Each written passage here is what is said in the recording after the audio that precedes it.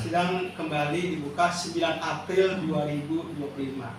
Nah, sidang tadi, tahap pertama tadi itu oleh karena Pak Nasrullah atau Pak Masolat meninggal, maka berdasarkan pasal 18-13 Kitab Undang-Undang Perdata itu putus, berakhir, ada pengakhiran kuasa di situ. Salah satunya adalah dengan meninggalnya si pemberi kuasa. Maka dengan meninggal si pemberi kuasa, putuslah antara pemberi kuasa dengan penerima kuasa. Itu oleh karenanya untuk mewakili sidang tersebut bisa dilakukan oleh keluarganya atau ahli warisnya. Itu pun harus ada surat keterangan waris atau penetapan waris dari pengadilan, itu butuh waktu. Oleh karenanya tadi dalam sidang berikutnya dikasih waktu untuk membuat surat keterangan waris dan penetapan waris untuk merubah gugatannya, dikasih waktu. Jadi nanti penggugatnya bukan para anak almarhum tapi para ahli warisnya gitu. Atau kalau dikuasakan, nanti yang mengkuasakannya adalah para ahli warisnya kepada kuasa hukumnya yang sekarang ini gitu. Baru bisa dilanjutkan sidangnya. Oke, Pak, tadi pihak Bang Idris juga hadir, mungkin kenapa gitu, Pak? Ya, gimana? Pihak Bapak nggak hadir nih dalam sidang tadi, mungkin kenapa? Ya, saya tidak hadir kenapa? Karena sudah tahu di ruang sidang pasti seperti itu yang tadi saya jelaskan. Gitu. Nanti akan ada panggilan lagi di tanggal 9 April 2025 dan itu saya akan hadir. Dan tadi juga saya sama tim yang lain sedang melakukan proses perdamaian. Makanya tidak sempat hadir. Gitu. Terakhir ketemu kapan dengan almarhum dari Pak Idris ya? Pak Idris ini pernah ketemu tapi udah lama. Saya lupa, saya nggak tahu katanya yang bertemu beliau. Saya sendiri nggak ketemu. Gitu. Nah, ini kasus ini dalam rangka menempuh perdamaian, tapi dalam nunggu proses.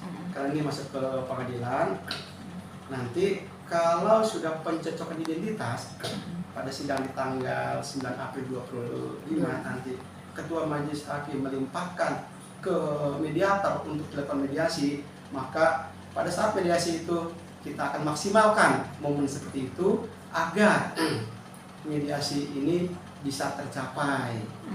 Mudah-mudahan tercapai dalam perkara ini tidak selesai lagi. Sebagaimana saya telah sampaikan sebelumnya bahwa perkara ini sebaiknya dilakukan dengan perdamaian. Itu. Namun yang memutuskan bukan saya tapi prinsipal, pihak-pihak yang bersengketa. Nah, sekarang mungkin beliau udah mulai ini, sehingga tadi sudah tanyakan udah mau mulai berdamai, tinggal negosiasi karena masih tahap proses negosiasi. Nanti setelah ada akte perdamaian bisa akan kabari. Apa negosiasinya? Apa poin-poinnya apa ya, Pak? Dalam hal perdamaian kita sudah tidak membicarakan lagi tentang bukti-bukti. Kita sudah tidak bicara lagi tentang bukti-bukti siapa yang kuat dan siapa yang lemah. Dalam rangka perdamaian kita hanya menulis dalam perdamaian tersebut sesuai dengan kesepakatan apa yang disepakati oleh para pihak tersebut. Nah, tadi pertanyaan apa yang disepakati? Karena ini sedang dalam proses, saya belum bisa menjawab. Gitu. Nanti kalau saya bisa kalau saya jawab sekarang nanti offset saya yang mendahului.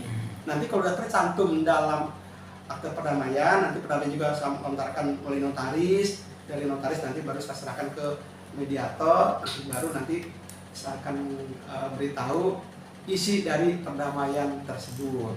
Tuh. Berarti pihak Bang Idris juga emang membuka ya jalan untuk perdamaian. Gini, kalau Pak Idris sejak dari awal dia sudah membuka perdamaian pada saat itu, gitu, sudah membuka perdamaian pada saat itu. Makanya dari pihak Pak Idris tidak mengajukan gugatan, walaupun bukti-buktinya akurat dan kuat, itu nggak mau, dia menunggu, itu tunggu. Nah, dia menunggu momen perdamaian itu dari pihaknya Pak Idris sendiri. Sampai perdamaian ini bisa terlaksana. Makanya dari awal pengambilan uang konsinyasi itu hanya cuma 2 cara di dalam permak tersebut. Yang pertama adalah tadi melalui perdamaian, putusan perdamaian. Yang kedua melalui putusan perdata yang telah ingkrah. Di situ lihat amar putusannya apa. Nah, hanya 2 cara itu, perdamaian dan putusan perdata yang telah ingkrah, baru uang konsinyasi itu bisa diambil. Apakah bisa dengan cara lain? Seperti nggak bisa, karena memang permak menulis seperti itu. Itu. Pak, kalau boleh flashback awal mula adanya perselisihan ya mengenai sengketa tanah itu seperti apa sih, biar diingatkan kembali. Dan ini udah lumayan cukup lama ya Pak. Wah, udah sekian tahun. Seperti apa? Mungkin seperti apa Pak? Kita kalau berbicara ke belakang, dulu saya pernah sampaikan kalau berbicara ke belakang, sebetulnya nggak perlu dibahas ke belakang karena udah menuju ke perdamaian. Tapi baiklah, saya akan menjawab sekilas. Orang tuanya Pak Idris namanya Siman Ngani. Dia punya tanah di situ. Terus oleh Pak Idris dialihkan ke Pak Rusli di bawah tangan. Oleh Pak Rusli dijual ke Pak Marsolar di bawah tangan juga.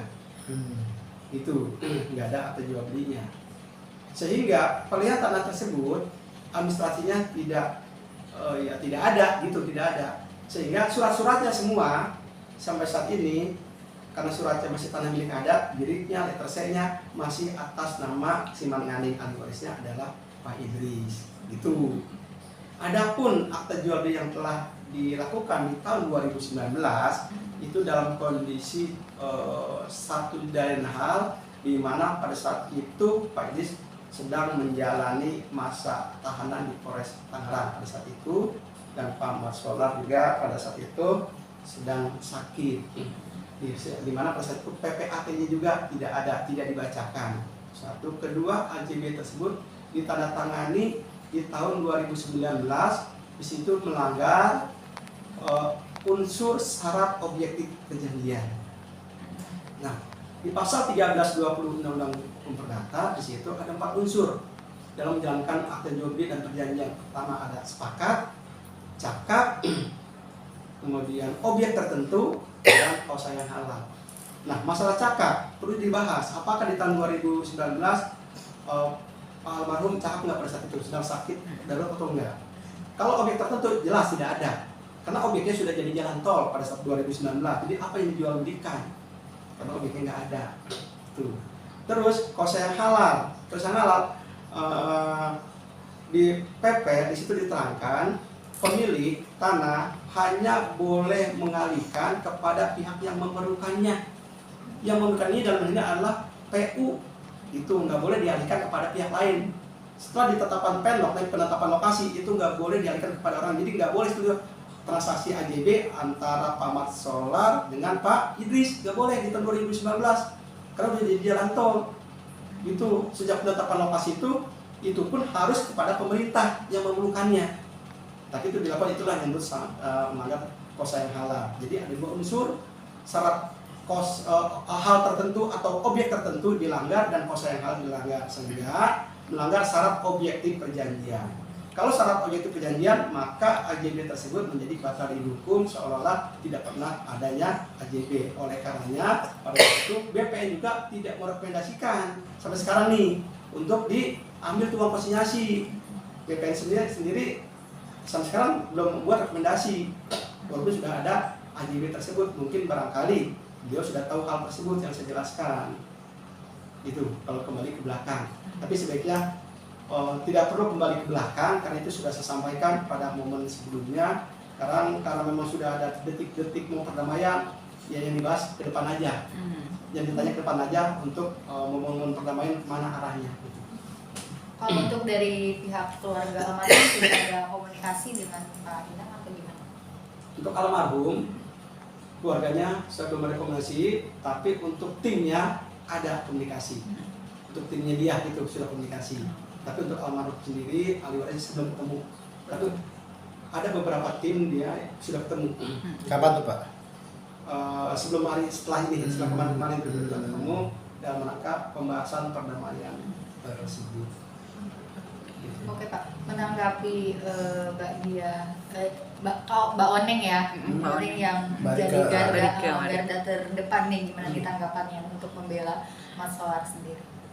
Pertanyaannya gimana pertanyaannya? Iya, Mbak Oneng, Mbak Rike kan iya. selalu menjadi garda terdepan nih dalam kasusnya almarhum Mas Solar gitu. Oh ya terima kasih dengan adanya beliau sehingga proses perdamaian ini bisa berjalan gitu, bisa tergugah, jadi menjadi cepat gitu.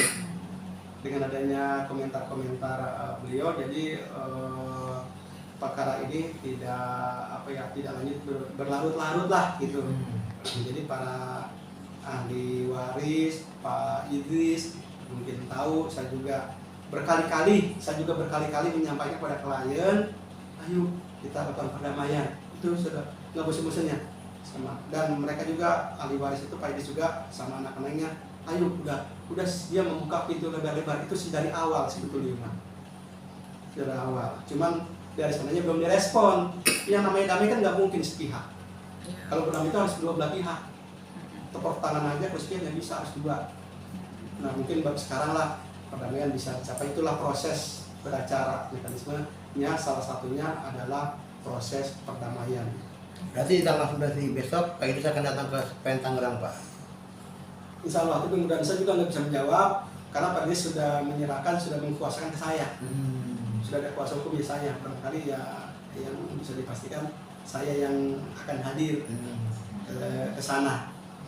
Gitu, dia selalu menyerahkan ke saya gitu untuk hal tertentu. Oke, tadi juga sempat membahas tentang uang kerohiman ya. Iya, Iya, itu mungkin seperti apa sih Pak? Memang itukah yang jadi tersendat nih perdamaiannya di uang kerohiman itu? Saya belum dengar tentang uang kerohiman.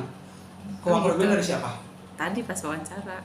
Dari siapa? Dari belum ada presentasenya, belum deal gitu loh. Bukan uang kerohiman, itu presentasi itu perdamaian. Nanti antara penggugat dengan tergugat melakukan proses perdamaian. Nanti dituangkan dalam akte perdamaian. Di situ akan terlihat penggugat berapa persen, tergugat berapa persen, gitu. Nah, uangnya dari mana? Ya uang konsinyasi. Uang konsinyasi nanti berdasarkan akte perdamaian, nanti ada putusan perdamaian. Dari berdasarkan putusan perdamaian nanti kita minta surat rekomendasi namanya ke BPN. Ke BPN. Apa syaratnya? Itu tadi BPN bisa membuat rekomendasi pencairan dana dengan dua cara, yaitu tadi melalui putusan perdamaian atau melalui putusan perdata yang telah inkrah. Kita kasih ke BPN sana, nanti oleh BPN baru dibuatkan surat rekomendasi pencairan. Setelah itu kita bawa ke pengadilan. Nah, di pengadilan berdasarkan itu barulah dicairkan ke dia. Nah, uangnya tadi baru dibagi sesuai kesepakatan kedua belah pihak berdasarkan perjanjian tersebut. Itu. Pak, kalau boleh tahu Pak, luas tanah itu berapa sih Pak?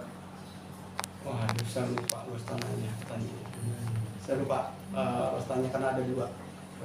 Oh, ada dua, dan itu Iya. Dua-duanya diperkarakan ya Pak? Iya. Karena luas tanah itu sudah tidak menjadi soal karena Sudah udah jadi jadi jalan tol, udah susah ngukurnya. Sudah kita nikmatin, kalau kita juga sering lewat situ jalan tolnya. Gitu. Kalau masalah luasan tanah itu objeknya sudah nggak ada. Objeknya sudah rata menjadi jalan tol. Di mana letaknya pun nggak tahu. Orang tanah di jalan tol udah luas, udah satu hamparan itu karena demi kepentingan umum, ya demi kepentingan umum ya, maka BPN, PU agar ini segera terselesaikan pembebasan jalan tol nih, maka apabila di tanah objek sengketa itu mengandung sengketa, dia mengkonsinyasikan, menitipkan supaya apa? Supaya pembebasan jalan ini berjalan dengan lancar, gitu. Jadi mereka nggak salah, sesuai prosedur. PUPR sesuai prosedur, BPN sesuai prosedur, apa yang mereka lakukan itu benar, gitu. Dititipkan uang tersebut ke sana. Artinya si PU telah melakukan pembayaran. Itu uangnya di mana? Di pengadilan. Itu bukan mereka gusur sewenang-wenang, enggak. Mereka itu pemerintah itu tidak menggusur tanah sewenang-wenang, tidak, gitu. Dia sebelum menggusur juga, sebelum membersih juga sudah dibayar, sudah dipastikan dibayar. Kalau tidak mengandung sengketa ya dibayar pada masyarakat, dibayar semua satu persatu. Kalau ada yang mengandung sengketa, baru dititipkan ke pengadilan. Kenapa begitu? Karena instansi ini takut salah bayar. Itu. Nah kalau seandainya dikasih kemarin nih, misalnya dikasih, contoh, bisa kasih ke tempat sholat, misalnya uang pembayarannya, gugat menggugat, ternyata Pak Idris menang, gimana yuk? Atau sebaliknya, uang itu dibayar ke Pak Idris, terus ternyata gugat menggugat, Pak Masalahnya menang, gimana? Itulah solusinya dititipkan ke pengadilan. Pastikan dulu berdasarkan putusan pengadilan perdata. Siapa yang ditentukan dalam putusan pengadilan perdata itu, dialah yang berhak mengambil atau melalui perdamaian. Itu karena mengandung sengketa. Itu. Nah, pembebasan jalan tol ya terus berjalan. Kalau nunggu sengketa selesai, kapan selesainya kan? Kasihan nanti pemerintah yang membebaskan jalan tol. Jadi tidak menunggu sengketa ini selesai, proses pembangunan jalan tol tetap berjalan, ini tetap berjalan. Kedua udah ada kosnya ini sudah dibayarkan lah gitu. Coba dititipkan ke pengadilan. Gitu sebetulnya. Berarti nanti nextnya tanggal 9 April. Iya. Belum bisa dipastikan ya Pak Idris hadir atau enggak? Iya, tapi mudah-mudahan di tanggal 9 April sudah ada titik terang. Iya. Oke, harapannya sudah ada titik terang ya, Sudah Pak? titik terang. Mudah-mudahan di bulan puasa ini bisa selesai semua.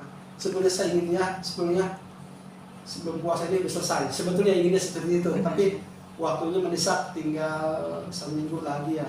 Kayak ini yang nggak kejar gitu. Administrasinya yang nggak kejar, administrasinya, proses mikirnya yang nggak kejar. Tapi kalau kesepakatannya bisa sekejar. Kalau kesepakatan tapi mereka udah sepakat, tapi surat menyuratnya belum sepakat, ya sama juga kan bisa selesai juga. Iya. Oke deh. Pak, boleh video sama Pak Idrisnya nggak Pak? Susah. Susah. Iya. Susah ya, Pak. Hmm. Oke deh. Oke, siap. Terima kasih Sip. banyak.